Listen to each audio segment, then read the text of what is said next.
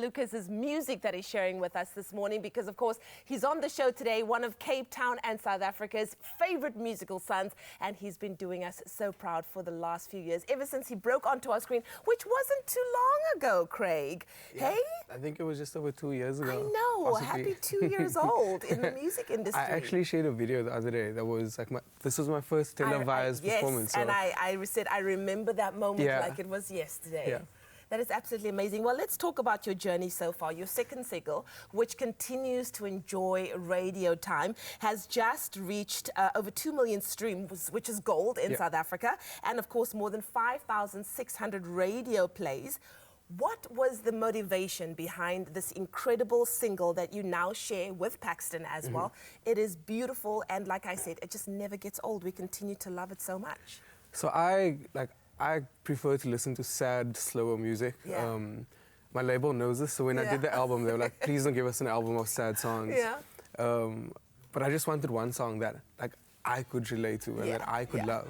And I think that's why the song did well, is because people sort of feel that I'm invested in the song and the message of it. Yeah, well then somebody should have told that to Sam Smith, because he's made a killing on sad songs. Come on, we absolutely love it. So you're about to release a brand new single for your next EP, which is called Antisocial. I find the name very interesting. It's actually antisociable. Antisociable. Which is a word I completely made up. It doesn't exist. It's not a real word. Please tell us more. So the melody needed 4 syllables. Wait, antisocial, 5 syllables. I was like, antisocial doesn't really sound really good.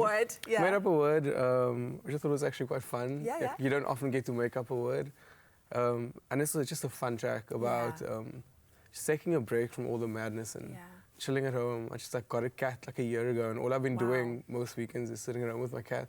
Just being chill. I love it. I love it. I think the older you get, the more you begin to realize how beautiful being alone is, and the quiet space, because we get so bogged down by the noise and noise pollution on a daily basis. To have a little quiet moment is being antisociable, but I think it's good as well. And by the way, Beyonce coined a term called bootylicious. It's now in the dictionary, so antisociable might be like that too. Let's talk about your brand new EP that you're working on, that's going to be released later on this year. What can fans expect from this new music?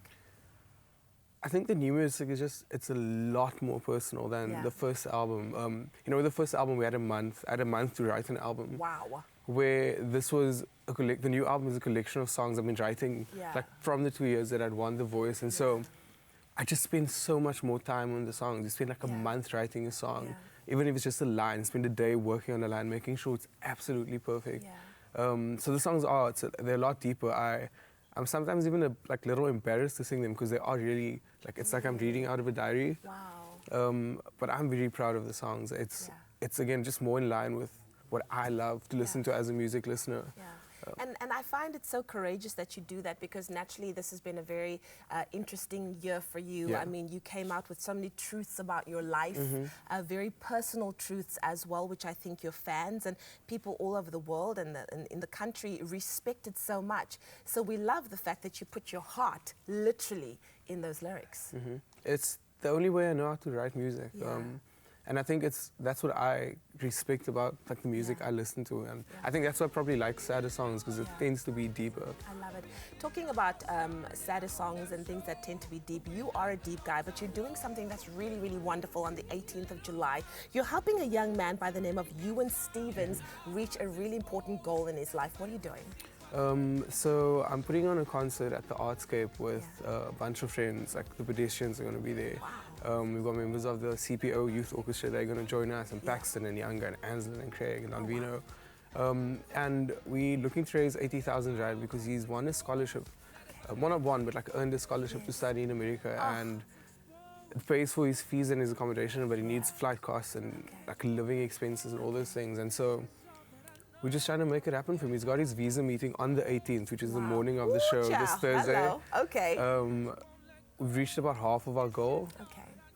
So we need Cape Town to come and make sure that we get that 80,000 Rand. Of course, it is Mandela Day as well. And the smallest act of kindness can help change and direct someone's life in a completely different positive direction. So please help Craig with that. We'll basically be sharing more information about that and how you can do that a little bit later on the show. But we are going to take a quick break. Stay tuned on Expresso.